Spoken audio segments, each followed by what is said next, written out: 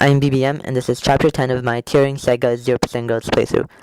So you guys probably saw that the preparations for this map was really short. That's because this chapter is quite easy. There's quite a bit going on, but we only have to fight some small groups of enemies, and we also have to wait around a while. So because of that, there's no point optimizing exactly where everybody starts or what weapons and stuff everybody gets.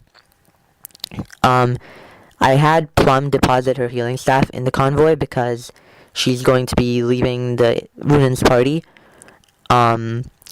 She'll rejoin in Holmes' party later on, but she'll lose all the items she had with her.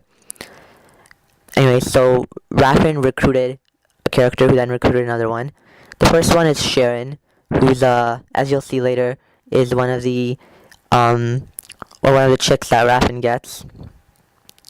She's a lady knight like Kate. She's a little better, but still not that good, so she's not really going to be used. And the other one is Bilford, who's a knight, like Norton, except he doesn't have life or death, so he's not like as funny.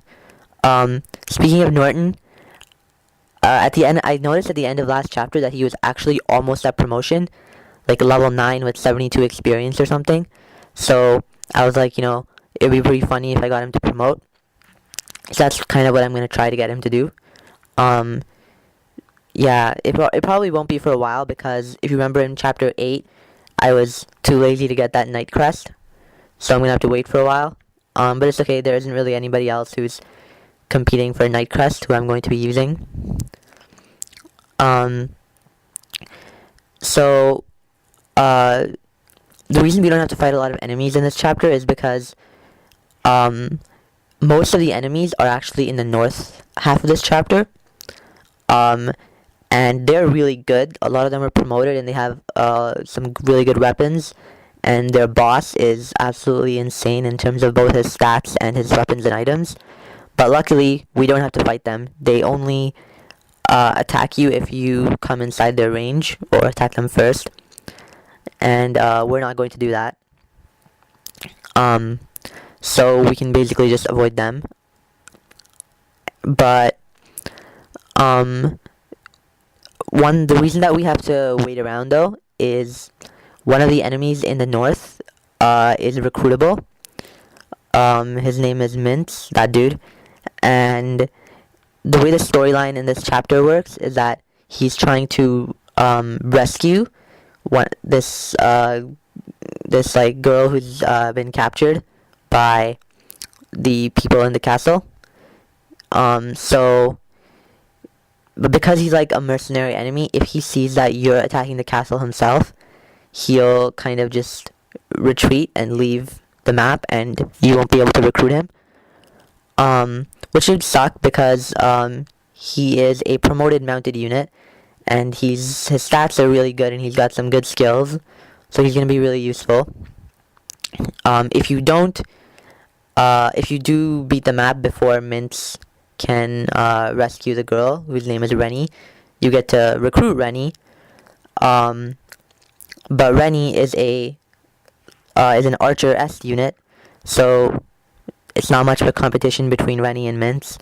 And besides, we can get Rennie later on in Chapter 17 anyways, so it's not a big deal in terms of fulfilling the recruitment the recruitment requirements. For Mintz,